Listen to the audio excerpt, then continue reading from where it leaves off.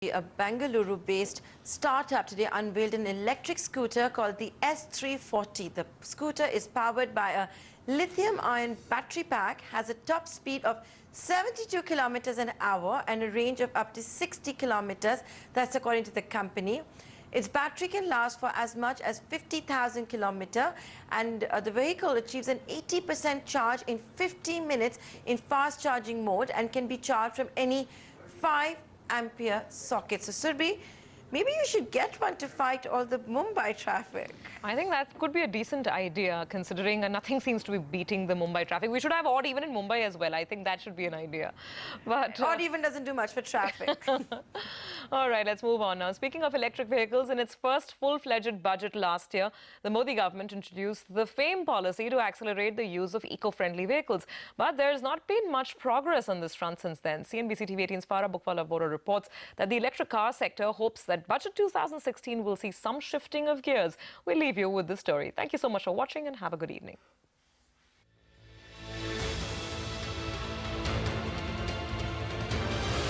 IRB Budget 2016, now or never, on the CNBC network.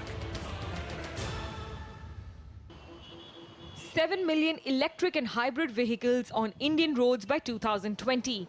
That was the dream when the faster adoption of manufacturing of electric and hybrid vehicles, or FAME policy, was announced in Budget 2015 as part of the National Electric Mobility Mission Plan.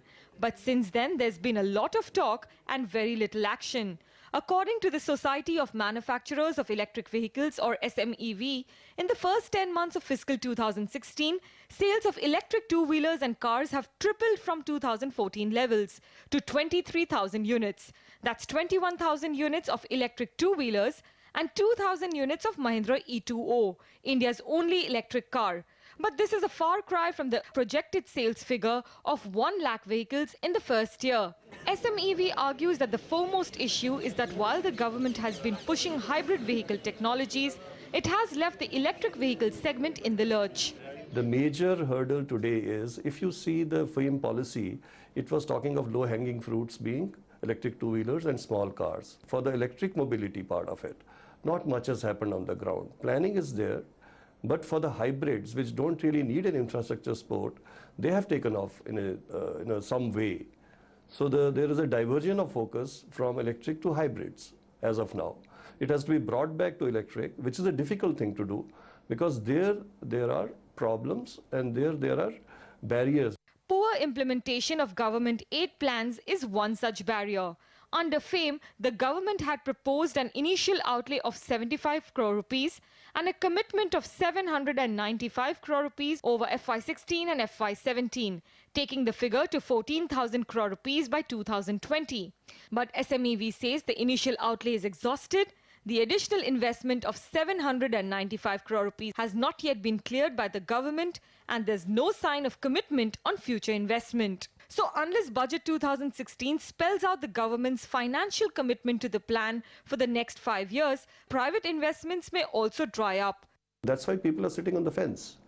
They are not listening from the government that here is a 6 years commitment of 14,000 crores, which was originally slated in the NEMP from the government side, which would have resulted into 42,000 crores of crude oil saving. It's not just funds. Electric vehicle manufacturers say they have to battle a severe lack of supporting infrastructure like charging docks. But the other commitment that the government did make was putting in the charging infrastructure, which is really fundamental to electric vehicles. That one has been a little slow getting off the blocks, and we would really look forward to that happening in cities like Delhi, Bombay, Bangalore, because range anxiety is one of the biggest issues of an electric vehicle owner. Again, SMEV hopes that Budget 2016 will take concrete steps to change the situation. Obviously is to allocate a specific and a separate fund along with a mechanism to spearhead the charging infrastructure, at least in 100 cities across the country where the sales is already happening. Poor Poor financing for these vehicles is another big problem area. The electric vehicle industry says due to poor resale value of vehicles, banks have been reluctant to provide loans for their purchase. So Undis Budget 2016 brings loans for the purchase of electric vehicles under priority sector lending and directs public banks to offer loans at zero interest rate. The situation will not change anytime soon. In Mumbai, Farah Bookwala Vhora.